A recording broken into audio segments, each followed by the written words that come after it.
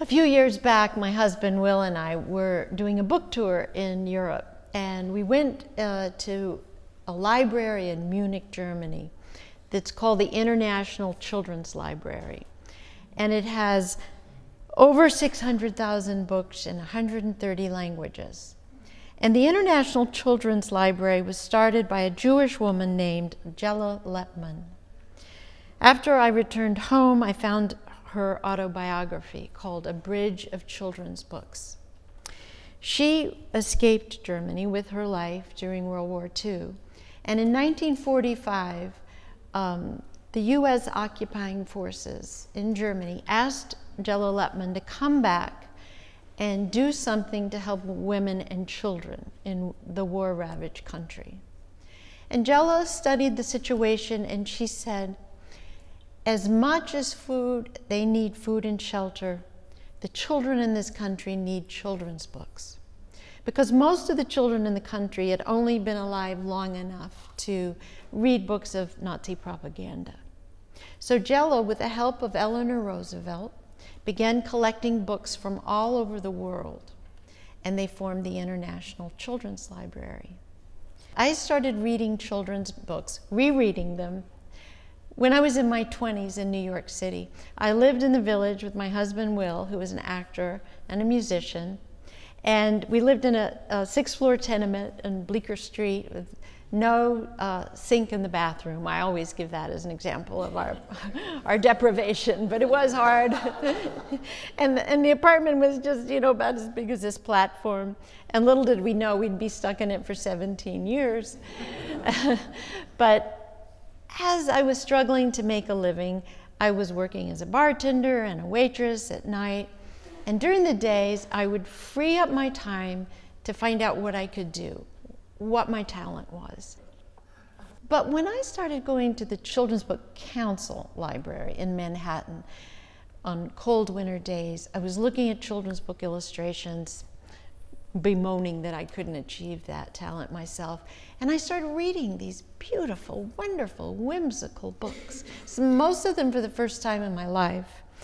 The wonderful books of Arnold Lobel, Frog and Toad, Mouse Tales, Al at Home.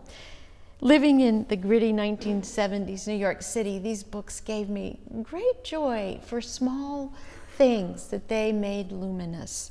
In Al at Home, Al, the character, wants to make tear-water tea, so he sits around thinking of things that make him sad, like chairs with broken legs, pencils too short for use, spoons fallen behind the stove, beautiful mornings that people have slept through. Lobel makes the ordinary extraordinary. And so does Laura Ingalls Wilder, and I reread all the Little House on the Prairie books. I found that her descriptions of household things and nature were as beautiful as a still life by Chardin or Ennis. She writes in The Long Winter, at supper time the light shone through the clear glass onto the red check tablecloth and the white biscuits, the warmed up potatoes, and the platter of salt pork. I don't know why that just brought me great joy to read that. Or Farmer Boy, the air was still as ice and the twigs were snapping in the cold. A gray light came from the snow, but shadows were gathering in the woods. When I read these books and others like them, I began to pay more attention to the slant of light and to nature in the park and between the cracks in the sidewalk. And I got all these nature guides, and I was identifying little wildflowers and in scrub areas, and I was going around in Central Park naming all the trees, and I was keeping a file box of index cards. I used to pack the cards in my back pocket and walk through Manhattan and just scribble things down that I observed and let them take on this kind of extraordinariness that I had read in children's books. I was somebody who I like to say was waiting all my life to keep index cards. And finally I had them, and I had categories like smell, light, food, weather, dialogue, facts of nature in a red box. And I went through the red box preparing this talk and found cards that said things like odor of damp earth, rain-soaked road, peach-colored autumn sky. If a shrew goes 3 hours without eating, it will die. I haven't used that one yet. But I found character details in children's books, and I put them in my cards too. Wind in the Willows, Mole's brown little face with whiskers, E.B. White's description of Stuart Little. Before he was many days old, Stuart was not only looking like a mouse, but acting like one too, wearing a gray hat and carrying a small cane. That would just make my day, to read a detail like that. The Sufi poet Rumi says in a beautiful poem, God's joy moves from unmarked box to unmarked box, from cell to cell, as rainwater down into a flower bed, as roses up from the ground. Now it looks like a plate of rice and fish, now a cliff covered with vines, now a horse being saddled. It hides within these, and one day cracks them open. And these details were cracking open in my heart and in my mind, and they were building a gathering force in me to write my own children's book. So I went up to our roof, and I would take a director's chair and I would scribble on a pad, and I began to write a story about a girl who was 12 years old and lived in the South. It was very semi-autobiographical, but every night I would read my rough writing to Will, and he would encourage me, and he would edit me, and he would say, bring me more tomorrow. And the next day, and the next day, and the next day, and suddenly I had a book. And I had to rewrite that whole first draft before Dial Press published it. But once I was settled in a publishing house, I really went crazy finding the details. It just exploded. My index cards, I found the DNA, I call it, of stories everywhere. I published a number of YAs after that. I would get an idea from a friend's drawing his child's drawing on a wall, and I knew the friend was mentally ill, and I was trying to picture what the child was going through, and I got my second book. My third book came from Will's relatives in the mountains of North Carolina, sitting and listening to them talk and running into the bathroom and jotting down their dialogue and my index cards, and out of that just blossomed a book called Best Wishes, Joe Brady. I was writing all kinds of books. Pretty soon I was doing books of mythology and folklore and fairy tales. I was doing Greek myths and medieval tales, and I did a book of American tall tales and biographies of Washington and Franklin and anything. It was just a feast of things that I was allowed to do. Didn't make much money at it, but just felt this wonderful participation in a world that belonged to me. During the American Tall Tale adventure, I scrambled all kinds of early American talk taken from early almanacs I found in the libraries from the 1900s, and out of that grew another project called Adeline Falling Star. So I was really having a blast. And then Random House calls me, and they knew of all my work, and they said, come in, talk to us. We want to talk about you writing a series. And at first I resisted the idea because I didn't want to do the same thing over and over. But then I thought, well, what if I make it time travel, and I do this, and I do a different culture, a different place with every book, learn new things, and you'll never be the same. So I wrote 4 books. But they were mass market books, and they made a little more money than all the other nice trade books, and that's why I thought I was doing it. And I was going to rush back to my other more artistic work. And then something happened that had never happened to me before in my 10 years at that time of writing. Children started to write me letters. And that was life-changing. And teachers wrote me, and the parents wrote me. But I was targeting the 7- and 8-year-olds. And if you don't know this, and you probably do, there's nothing sweeter on the planet than a 7- or an 8-year-old. They are, in the words of the writer Robert Macfarlane, innocent of eye and at ease with wonder.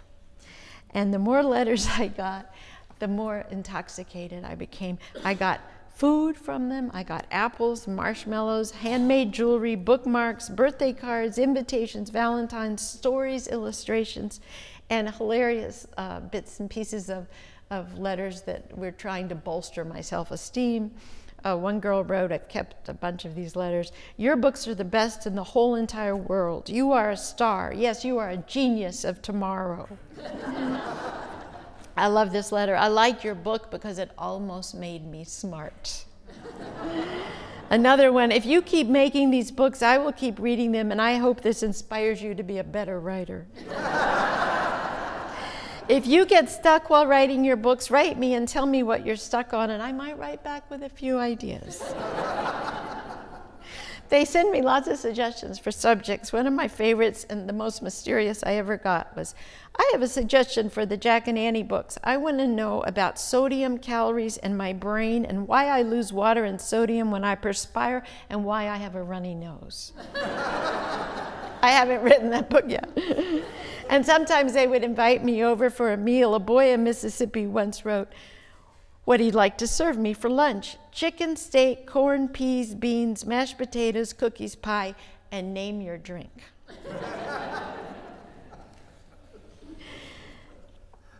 I also began to find out just how heroic these children were. Because of the Magic Tree House, which I kept writing and kept writing and kept writing and kept writing, I had the privilege of visiting children in all sorts of traumatic situations. Right after Katrina, I was down in New Orleans talking to school kids. I visited Japan, went to the area where the tsunami had hit. I went to schools in Lower Manhattan the week of 9/11, and again, it was just so moving to be with these children who were just within close distance of the towers. I talked to orphans through the Dave Thomas Foundation, and Will and I made a visit to the Navajo and talked to orphans from an orphanage on the Navajo reservation. I've met hundreds of kids in special ed classes with dyslexia and deafness and autism, and thousands of kids who have no books in schools or homes, who walk through dangerous streets and enter squalid homes with no loving parents waiting to greet them. And I've met a number of children who have no homes at all. And the most amazing thing with all of these encounters is that the children work harder to comfort me than I have to work to comfort them. They are open and they're honest. Years ago, I adopted an inner city school, and it was before Magic Tree House, and several authors, we'd each adopted a very hard up school. And I gave a presentation, and a little girl wrote me a week later, I get a letter, and I thought, how did she get my address? How did she get an envelope? A second grader. And she said, that book you showed our class, could you send me one?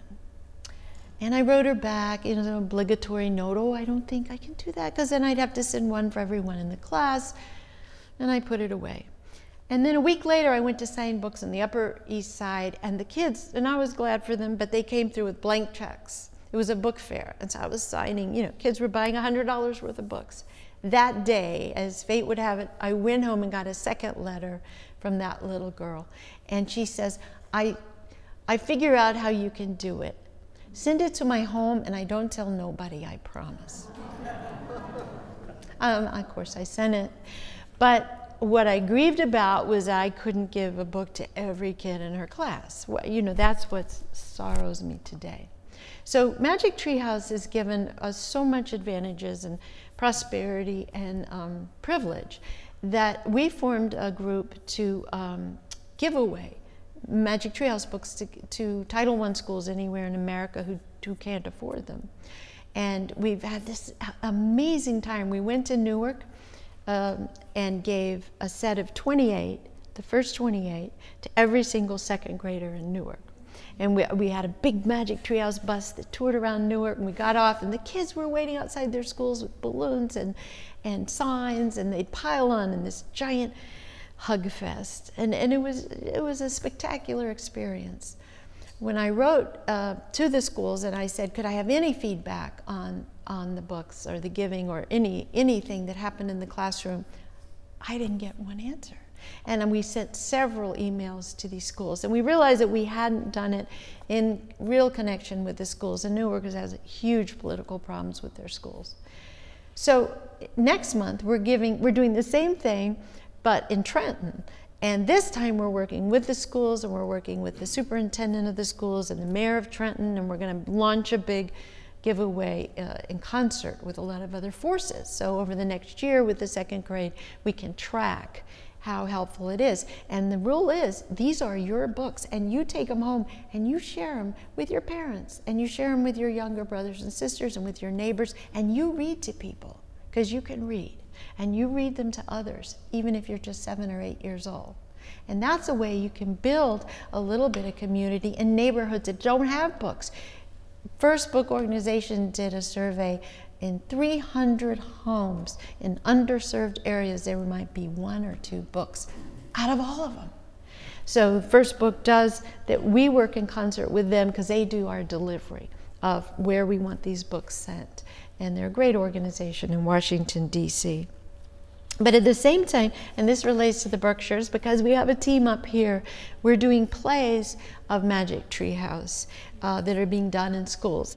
We also do individual grants. If you know someone who's teaching at a Title I school and wants some books, we've given away over 3,000 individual grants to teachers in classrooms who write us and just say in one page what they would like the books for.